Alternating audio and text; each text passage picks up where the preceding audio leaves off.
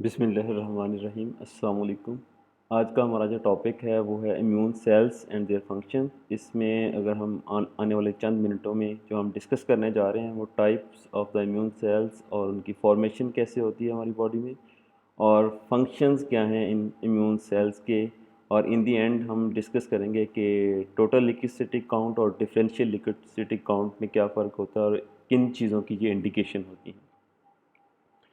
सबसे पहले अगर हम देखें कि इनकी फॉर्मेशन कैसे होती है, हेमेटोपोइसिस अगर आप देखें तो हम हेमेटोपोइसिस कहते हैं कि फॉर्मेशन ऑफ ब्लड सेल्स, जिसमें अगर हम बात करें रेड ब्लड सेल्स आ जाते हैं उसमें और प्लेटलेट्स और इसके अलावा बाकी जो है ल्यूकोसाइट्स में अगर हम बात करें तो बाकी तमाम सेल्स जो हम यहाँ देख रहे हैं ये सारे के सारे ल्यूकोसाइट्स आ जाएंगे।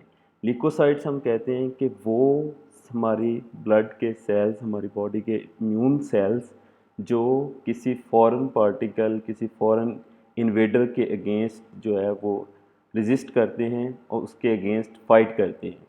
ठीक है, अगर हम देखें हमारी बॉडी में फॉर्मेशन कैसे हो रही है तो जो हमारी बोन मैरो में, एडल्ट में जो है वो बोन मैरो में ये होती है थ्रू प्लूरिपोटेंट मेटोपोइटिक स्टेम सेल्स। और अगर हम फीटस की बात करें तो फीटस में ये प्रोसेस पहले 3 वीक तक जो यॉर्क सैक में हो रहा होता है और उसके बाद ये प्रोसेस 3 मंथ पे जो है वो लिवर में होना शुरू हो जाता है और उसके बाद फिर बोन मैरो की तरफ शिफ्ट होना शुरू हो जाता है। और जो फुल टर्म बेबी होता है उसमें सारी की सारी जो हेमेटोपोइसिस हो रही होती है वो थ्रू बोन मैरो हो रही होती है। इसमें अगर हम देखें तो हेमेटोपोइटिक स्टेम सेल से जो है वो 2 तरह के प्रोजेनेटर सेल्स बनते हैं। एक हम कहते हैं माइलॉइड प्रोजेनेटर्स और दूसरा हम कहते हैं लिम्फॉइड प्रोजेनेटर्स। लिम्फॉइड प्रोजेनेटर से अगर हम बात करें तो तमाम के तमाम लिम्फोसाइट्स बनते हैं और डेंड्रिटिक सेल्स। इसी तरह अगर हम माइलॉइड प्रोजेनेटर की बात करें तो माइलॉइड प्रोजेनेटर से red blood cells, platelets, dendritic cells, mast cells और through myeloblast basophils, eosinophils, neutrophils और मोनोसाइट्स बनते हैं। अगर हम देखें रेड ब्लड सेल्स का फंक्शन क्या होता है कि हमारी बॉडी में ऑक्सीजन और कार्बन डाइऑक्साइड की ट्रांसपोर्टेशन के ऑक्सीजन को कैरी करके टिश्यू तक लेके जाना और टिश्यू से कार्बन डाइऑक्साइड को वापस लंग्स तक लेके आना फॉर फर्दर क्लीनिंग। और अगर हम प्लेटलेट्स की बात करें तो प्लेटलेट्स का जो प्रोसेस होता है, इनका जो फंक्शन होता है वो ब्लड क्लॉटिंग में होता है। ठीक है जी। इसमें अगर हम फर्दर हम देखें तो हम कहते हैं कि जो हमारे लिम्फॉइड प्रोजेनेटर के सेल्स हैं वो एडाप्टिव इम्यून रिस्पॉन्स में अपना रोल प्ले करते हैं विद सम एक्सेप्शंस। जो टी लिम्फोसाइट्स और बी लिम्फोसाइट्स ये अपना रोल प्ले करते हैं एडाप्टिव इम्यून रिस्पॉन्स में। और जो natural killer sales, dendritic cells और बाकी मॉइलॉइड प्रोजेनेटर के जितने भी सेल्स हैं ये सारे के सारे अपना रोल प्ले कर रहे होते हैं इनेट इम्यून सिस्टम में। ठीक है जी। इसी तरह हम इन सेल्स को फर्दर करेक्टराइज करते हैं ग्रेनुलोसाइट्स में और ए ग्रेनुलोसाइट्स में। ग्रेनुलोसाइट्स की अगर हम बात करें तो ये जो हमारे 3 सेल्स हैं जिनको हम कहते हैं ग्रेनुलोसाइट्स, क्योंकि इनके साइटोप्लाज्म में ग्रेन्यूल्स होते हैं और उसी की बेस पे इनको फर्दर करेक्टराइज किया जाता है बेजोफिल, इओसिनोफिल और न्यूट्रोफिल्स में। ठीक है जी। अगर और इस तरह अगर हम बात करें बाकी जो हमारे सेल्स हैं लाइक मोनोसाइट्स और लिम्फोसाइट्स और डेंड्रिटिक सेल्स, ये हम इनको कहते हैं कि ये ए ग्रेनुलोसाइट्स हैं। मास्ट सेल भी ग्रेनुलोसाइट्स में आते हैं लेकिन ये चूँकि टिश्यू में होते हैं इसका हम यहाँ पे बात नहीं कर रहे। डेंड्रिटिक सेल्स भी टिश्यू में होते हैं और इनका अगर फंक्शन देखा जाए तो इनका फंक्शन ये होता है कि ये टिश्यू में ऐसी जगह पे रिज़ाइड कर रहे होते हैं जहाँ पे वायरस की, बैक्टीरिया की, जो पैथोजन की एंट्री होनी होती है नॉर्मली, लाइक थ्रू स्किन हो सकती है, थ्रू म्यूकस मेम्ब्रेन्स हो सकती है। अगर आप देखें तो ये डेंड्रिटिक सेल्स जो हैं वो स्किन में पाए जाते हैं और mucus membrane of respiratory tract, digestive tract और नेज़ल कैविटी और यूरोजेनिटल ट्रैक, वहाँ पे ये डेंड्रिटिक सेल्स पाए जाते हैं। अगर हम यहाँ पे बात करें जो है वो ग्रेनुलोसाइट्स की जो है हम बात कर रहे हैं। न्यूट्रोफिल्स हम कहते हैं कि जिनमें जो इसके ग्रेन्यूल्स होते हैं, इसके ग्रेन्यूल्स जो हैं वो उनका कलर होता है, ये दोनों डाइज ले लेते हैं, एसिडिक डाई भी ले लेते हैं और बेसिक डाई भी ले लेते हैं। इसकी वजह से इसका कलर जो है वो वायलेट पिंक कहा जाता है। इओसिनोफिल्स की अगर हम बात करें तो इओसिनोफिल्स जो है वो चूँकि इओसिन स्टेन लेते हैं, इसलिए इसके जो ग्रेन्यूल्स हैं वो रेडिश होते हैं। इसी तरह अगर हम बेसोफिल्स की बात करें तो इसके ग्रेन्यूल्स जो हैं वो पर्पल कलर के होते हैं। मोनोसाइट्स और इनमें जो है ना वो ग्रेन्यूल्स नहीं होते। नेचुरल किलर सेल्स में अगर आप यहाँ पे देखें आपको कुछ ग्रेन्यूल्स नज़र आ रहे हैं, लेकिन हम इनको ग्रेन्युलोसाइट नहीं कहते, क्योंकि इनमें जो ग्रेन्यूल्स हैं वो बहुत कम तादाद में होते हैं और दूसरा ये नॉन स्पेसिफिक ग्रेन्यूल्स होते हैं। हम यहाँ पे न्यूट्रोफिल्स की बात कर लेते हैं। न्यूट्रोफिल को जब ब्लड में आपने आइडेंटिफाई करना हो तो इसका बड़ा पेक्यूलियर करैक्टर होता है। इसमें कहते हैं कि 3 to 5 लोब्स होते हैं इसके न्यूक्लियाई के, जो जहाँ पे आप देख रहे हैं इसके न्यूक्लियाई को, तो इसके 3 to 5 लोब्स होते हैं और इसमें जो है वो ग्रेन्यूल्स होते हैं जो कि न्यूट्रल स्टेन लेते हैं। ठीक है, यहाँ पे 2 न्यूट्रोफिल्स आप देख रहे हैं इस स्टेन में। इसका जो बड़ा पेक्यूलियर कैरेक्टर होता है वो इसके जो लोब्स होते हैं, जो 3 to 5 लोब्स इसके न्यूक्लियाई में होते हैं। यहाँ पे अगर हम बात करें तो हमारी बॉडी में जो मोस्ट एबंडेंट ल्यूकोसाइट्स हैं वो न्यूट्रोफिल्स होते हैं और इनमें जो ग्रेन्युलोसाइट्स होते हैं, ग्रेन्युलोसाइट्स हैं सेल क्योंकि इनमें ग्रेन्यूल्स होते हैं। तो अगर हम बात करें इसमें जो ग्रेन्यूल्स होते हैं वो 3 मुख्तलिफ तरह के होते हैं, जिनको हम प्राइमरी या एज़िरोफिलिक, सेकेंडरी या स्पेसिफिक या टर्शरी या जेलेटिनेज ग्रेन्यूल्स होते हैं। अब इन ग्रेन्यूल्स का फंक्शन क्या होता है? प्राइमरी और सेकेंडरी ग्रेन्यूल्स का मेनली फंक्शन जो है वो माइक्रोबिसिडल का है, बैक्टीरिया को रेजिस्ट करने का है। ये क्योंकि इनके अंदर जो है वो लाइसोजाइम्स होते हैं और प्रोटीन्स होती हैं लाइक डिफेंसिन्स। और जो जेलेटिनेज ग्रेन्यूल्स हैं इनका मेन काम होता है कि जब न्यूट्रोफिल्स एक्स्ट्राविजेशन होती है उनकी, जब वो ब्लड वेसल से निकल के टिश्यू की तरफ आते हैं जहाँ पे इंजरी होती है, तो उसको जेलेटिनेज ग्रेन्यूल्स हेल्प करते हैं एक्स्ट्राविजेशन में। तो मेन फंक्शन हमने देखे कि इसके जो है वो फेगोसाइटोसिस, ये जो है माइक्रोब्स को फेगोसाइटोज करता है, और एंटी माइक्रोबियल फंक्शन होता है जो कि डिफरेंट ग्रेन्यूल्स की वजह से हो सकता है, और इसके अलावा ये इन्फ्लेमेशन को प्रमोट करते हैं। अगर हम बात करें तो अभी एक जो रिसेंटली डेवलप मैकेनिज़्म जो है जिस पे काफ़ी रिसर्च हो रही है, इसको कहते हैं न्यूट्रोफिल एक्स्ट्रा सेलुलर ट्रैप्स होते हैं। ये जो क्रोमेटिन डीकंडेंसेशन होती है उसके जो फाइबर्स बनते हैं ये ट्रैप कर लेते हैं बैक्टीरिया को, जहाँ पे जो है शो किया गया है, जो अगर आप देखें कि माइकोबैक्टीरियम ट्यूबरक्लोसिस को, यहाँ पे जो बैक्टीरिया है उसको ट्रैप किया हुआ है थ्रू नेट्स, जो है इसको हम कहते हैं NET,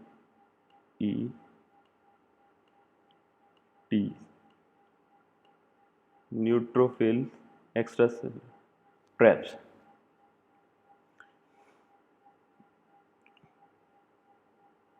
और दूसरा हम बात करें दूसरी टाइप के सेल्स जो ग्रेन्युलोसाइट्स के हम बात कर रहे हैं, कि हमने न्यूट्रोफिल्स को डिस्कस किया, अब हम डिस्कस कर रहे हैं यूसिनोफिल्स को।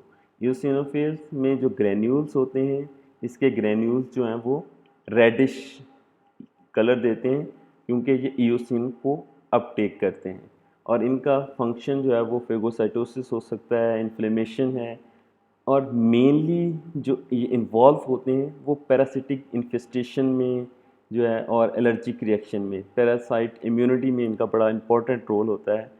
कि जब क्योंकि जो इओसिनोफिल्स होते हैं वो एंटीबॉडीज़ कैरी करते हैं पैरासाइट के अगेंस्ट, जो IgE एंटीबॉडीज़ बनती हैं, और जैसे ही ये एंटीबॉडीज़ बाइंड करती हैं पैरासाइट्स के साथ तो ये डीग्रेनुलेट होते हैं और ये अपने जो ग्रेन्यूल्स हैं वो वहाँ पे रिलीज़ कर देते हैं, और वो ग्रेन्यूल्स जो हैं वो पैरासाइट को किल करने में हेल्प करते हैं। और यहाँ पे हम बात करेंगे बेसोफिल्स की और मास्ट सेल्स की। बेसोफिल और मास्ट सेल, पहले लोग कहते थे कि बेसोफिल और मास्ट सेल जो हैं वो सिमिलर सेल्स हैं, लेकिन अब चूँकि इसमें जो है बेसोफिल्स कहते थे कि जो ब्लड में पाए जाते हैं, और मास्ट सेल उसी से ओरिजिनेट, ये ख्याल किया जाता था कि उसी से ओरिजिनेट हुए हैं, लेकिन ये टिश्यू में पाए जाते हैं। लेकिन अब ये जो है ना वो इसमें दो मेन डिफरेंसेस हैं। अगर हम देखें कि एक तो दोनों का अगर आपने जो है वो देखा हो फॉर्मेशन, बेसोफिल की फॉर्मेशन जो है वो माइलॉइड प्रोजेनेटर से हो रही है और थ्रू डिफरेंट पाथवे हो रही है, जबकि मास्ट सेल की जो है वो प्रोडक्शन डिफरेंट पाथवे से होती है। ये एक ही सेल से जो है वो आगे फर्दर प्रोपेगेट नहीं कर रहे होते। दूसरा फंक्शन अगर आप देखें, दूसरा फंक्शन जो है वो इसके न्यूक्लियस का है कि जो न्यूक्लियस है मास्ट सेल्स का वो राउंड होता है, जबकि इसका लोब्ड जो है वो बाइलोब्ड न्यूक्लियाई होता है बेसोफिल का। तो ये दो मेन कैरेक्टर्स हैं, बाकी इनका फंक्शन जो है वो मिलता जुलता है। बेसोफिल ब्लड में पाए जाते हैं, मास्ट सेल टिश्यू में पाए जाते हैं, और ये दोनों का मेन फंक्शन जो है वो एलर्जिक रिएक्शन में होता है। और बेसोफिल्स जैसा कि नाम इंडिकेट कर रहा है कि ये बेसिक स्टेन लेते हैं लाइक मिथाइलिन ब्लू, जिसकी वजह से इनके जो ग्रेन्यूल्स हैं वो ब्लूइश पर्पल कलर के नज़र आते हैं। यहाँ पे अगर हम बात करें मैक्रोफेजेस की, मोनोसाइट्स की, मोनोसाइट जब ये ब्लड में होते हैं तो इनको मोनोसाइट्स कहते हैं। जब ये ब्लड से निकल के जो है वो टिश्यू में आ जाते हैं, जैसे आप यहाँ पे देख रहे हैं, तो इनको हम मैक्रोफेजेस कहते हैं। टिश्यू में जो है ये रिक्रूटेड मैक्रोफेजेस भी होते हैं, और या वहाँ पे रेजिडेंट जो है वो पक्के पक्के किसी खास टिश्यू में रह रहे होते हैं, लाइक कुफर सेल्स जो है वो लिवर में रिजाइड करते हैं, ऑस्टियोक्लास्ट जो हैं वो बोन में रिजाइड करते हैं, हिस्टियोसाइट्स जो हैं वो कनेक्टिव टिश्यू में रिजाइड कर रहे होते हैं, माइक्रोग्लिया जो मैक्रोफेजेस ब्रेन में रिजाइड कर रहे होते हैं, जो रेजिडेंट ब्रेन रेजिडेंट मैक्रोफेजेस को हम माइक्रोग्लाइल सेल्स कहते हैं। इसी तरह अगर हम बात करें जो रिक्रूटेड मैक्रोफेजेस होते हैं, ये जब टिश्यू में पहुंचेंगे तो वहाँ पे जाके इनकी एक्टिवेशन के दो मुख्तलिफ पाथवे हो सकते हैं। एक तो क्लासिकल एक्टिवेटेड मैक्रोफेजेस होते हैं, ये जिनको हम M1 मैक्रोफेजेस भी कहते हैं। ये प्रो इन्फ्लेमेटरी होते हैं। ये क्या करते हैं कि इन्फ्लेमेशन को प्रमोट करते हैं, ये इन्फ्लेमेशन को प्रमोट करेंगे, और या डिपेंडिंग अपॉन कि वहाँ पे सिचुएशन क्या है, कि वहाँ पे अब वो उस इन्फेक्शन को कंटेन करना है या उसको कंटेन कर लिया गया। अगर तो उस इन्फेक्शन को कंटेन करना है तो क्लासिकल एक्टिवेटेड मैक्रोफेजेस होंगे, इस पाथवे से एक्टिवेशन होगी और ये वहाँ पे फर्दर इन्फ्लेमेशन को इन्हांस करेंगे। और अगर वहाँ पे जो है वो इन्फेक्शन को कंट्रोल कर लिया गया है, तो अब वहाँ पे टिश्यू रिपेयर का मैकेनिज्म चलना है, तो वहाँ पे जो है वो अल्टरनेटिव एक्टिवेटेड मैक्रोफेजेस होंगे, पाथवे उनका मुख्तलिफ होगा।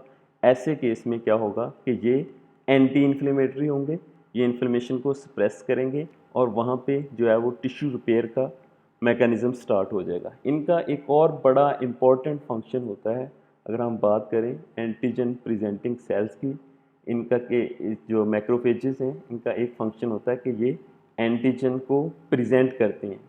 ये फेगोसाइट्स होते हैं, फेगोसाइटोज करते हैं उसको, बैक्टीरिया को या वायरसेस को, उसको ब्रेक डाउन करके अपनी सरफेस के ऊपर प्रेजेंट कर देते हैं।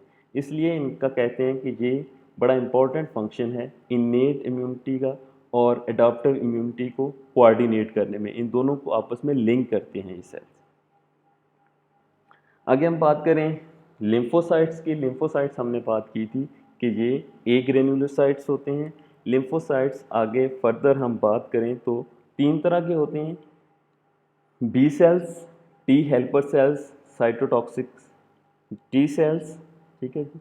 यहाँ पे अगर हम बात करें तो बी सेल्स का जो मेन फंक्शन होता है वो एंटीबॉडीज़ प्रोडक्शन होता है, कि ये बड़े ही स्पेसिफिक वे में एक्ट करते हैं और एंटीबॉडीज़ उस ख़ास ऑर्गेनिज्म के ख़ास पोर्शन के अगेंस्ट, ख़ास एंटीजन के अगेंस्ट जो है ना वो एंटीबॉडीज़ प्रोड्यूस करते हैं। जो टी हेल्पर सेल्स हैं इनका फंक्शन है कि ये कोऑर्डिनेट करवाते हैं, ये जो है वो स्टिमुलेट करेंगे टी सेल्स को और बी सेल्स को, उनकी हेल्प करते हैं, इसीलिए इनका नाम जो है हेल्पर टी सेल्स है। ठीक है जी। और ये मुख्तलिफ़ किस्म के साइटोकाइंस सिक्रीट करते हैं, जिसके थ्रू ये रेगुलेट करते हैं इम्यून सिस्टम को, हेल्प करते हैं साइटोटॉक्सिक टी सेल्स की और बी सेल्स की। और इसी तरह अगर हम बात करें तो साइटोटॉक्सिक टी सेल्स जो हैं ये भी बड़े ही स्पेसिफिकली एक्ट करेंगे, लाइक जो किसी ख़ास वायरस के अगेंस्ट जो है वो साइटोटॉक्सिक टी सेल एक्टिवेट होगा, वो उसी वायरस के इन्फेक्टेड सेल्स के अगेंस्ट एक्ट करेगा। ठीक है जी। ये एक्चुअली करते क्या हैं जी, वायरस इन्फेक्टेड या वायरस डैमेज्ड सेल्स को किल करते हैं और स्पेसिफिकली किल करते हैं। ठीक है जी।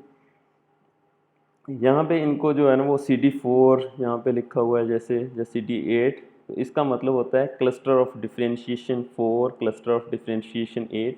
ये एक पर्टिकुलर जो है वो मॉलिक्यूलर मार्कर जो अपनी सरफेस पे प्रेजेंट करते हैं, जिसकी बेस पे इनको आइडेंटिफाई किया जाता है कि अगर वो CD4 मार्कर्स को प्रेजेंट कर रहे हैं अपनी सरफेस के ऊपर तो उनको हम टी हेल्पर सेल्स कहते हैं, और अगर वो CD8 जो है वो मार्कर उनकी सरफेस पे पाया जाता है तो उनको हम साइटोटॉक्सिक टी सेल्स कहते हैं। यहाँ पे एक ब्रीफ सा ओवरव्यू मैं आपको दे रहा हूँ, ये हम इंशाल्लाह ब्रीफ आगे फर्दर डिटेल में डिस्कस करेंगे कि ये सारा मैकेनिज्म क्या हो रहा है। कि यहाँ पे अगर हम देखें एंटीजन प्रेजेंटेशन सेल्स की बात कर रहे हैं, लाइक ये एंटीजन प्रेजेंटेशन सेल्स जो हैं वो डेंड्रिटिक सेल्स भी हो सकते हैं, ये मैक्रोफेजेस भी हो सकते हैं। ये एंटीजन को प्रेजेंट करेंगे, उनको CD4 टी हेल्पर सेल्स जो है वो रिकग्नाइज कर रहे हैं, और टी हेल्पर सेल्स आगे सेल मेडिएटेड इम्यूनिटी में through T cell activation cytotoxic T cells की एक्टिवेशन करवाते हैं और बी सेल्स की एक्टिवेशन करवा के एंटीबॉडीज़ की सिंथेसिस करवा रहे हैं। और इसके अलावा ये जो है वो नॉन स्पेसिफिक डिफेंस या इनेट इम्यूनिटी के साथ भी कोऑर्डिनेट करते हैं। ठीक है जी, through secretion of different cytokines.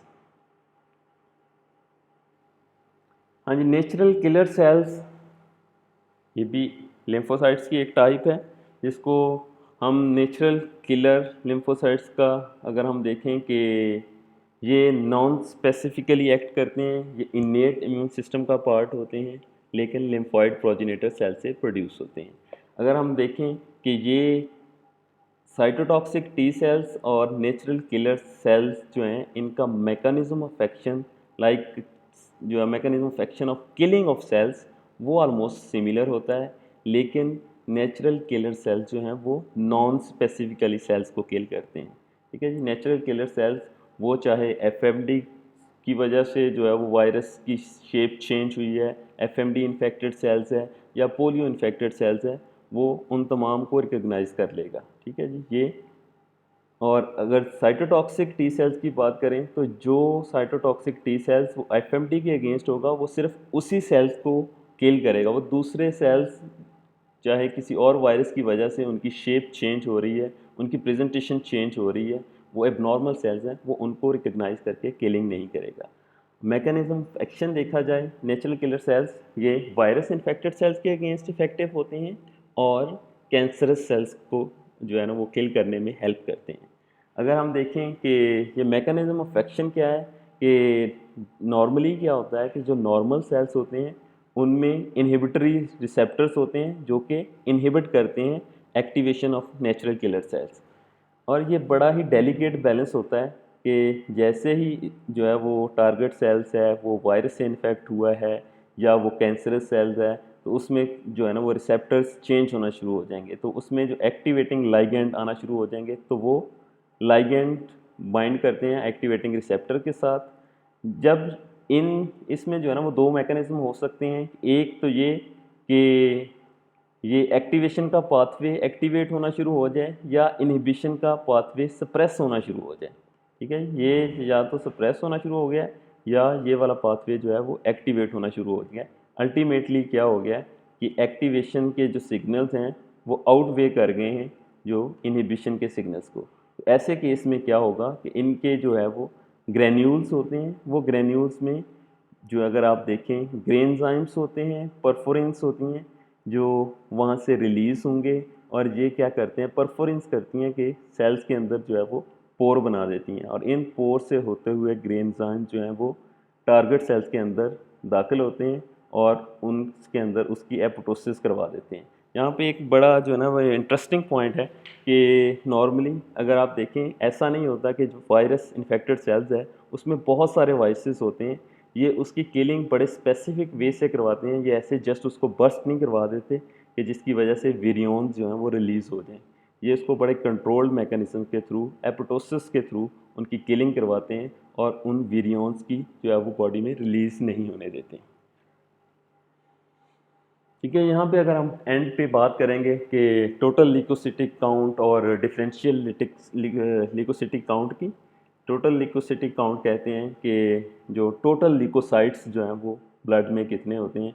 यहाँ पे अगर आप देखें तो 4 to 11 बिलियंस पर लीटर। तो अगर तो इनकी कंसंट्रेशन बढ़ जाए तो उसको हम कहते हैं ल्यूकोसाइटोसिस। और अगर इसकी कंसंट्रेशन जो है वो इससे कम हो, इस रेंज जो है वो लाइक 4 से कम होगी है तो उसको हम ल्यूकोपीनिया कहेंगे। अगर 11 से बढ़ जाए तो उसको हम ल्यूकोसाइटोसिस कहते हैं। ठीक है जी, ये अगर हम टोटल ल्यूकोसिटिक काउंट कर रहे हैं तो इससे आपको ये आइडिया हो जाएगा कि ल्यूकोपीनिया हो रहा है या ल्यूकोसाइटोसिस हो रहा है। ठीक है, उनकी अलग अलग इंडिकेशंस हो सकती हैं। और डिफरेंशियल ल्यूकोसिटिक काउंट कहते हैं कि हम हर आगे फर्दर ल्यूकोसाइट्स का देखते हैं कि उनका लेवल पे क्या इम्पैक्ट आ रहा है, वो कम हो रहा है, वो ज़्यादा हो रहा है। तो यहाँ पे अगर आप देखें तो जो न्यूट्रोफिलिया हम कहते हैं कि जब न्यूट्रोफिल्स की कंसंट्रेशन बढ़ना शुरू हो जाए बॉडी में। तो ये न्यूट्रोफिलिया कब होता है, जब जो है वो एक्यूट इन्फेक्शन होता है कि ये फर्स्ट रिस्पोंडेंट्स होते हैं। तो जैसे ही कोई एक्यूट इन्फेक्शन होगा, जो पस जो है वो बॉडी में पस वाला कोई इन्फेक्शन होगा, वो पायोजेनिक इन्फेक्शन होगा, तो उसके केस में जो है वो न्यूट्रोफिल्स की कंसंट्रेशन बॉडी में बढ़ जाती है। इसी तरह अगर हम देखें लिम्फोसाइट्स जो हैं वो लिम्फोसाइट्स कहते हैं कि ये वायरल इन्फेक्शंस में बढ़ जाते हैं या क्रोनिक इन्फेक्शंस में बढ़ते हैं।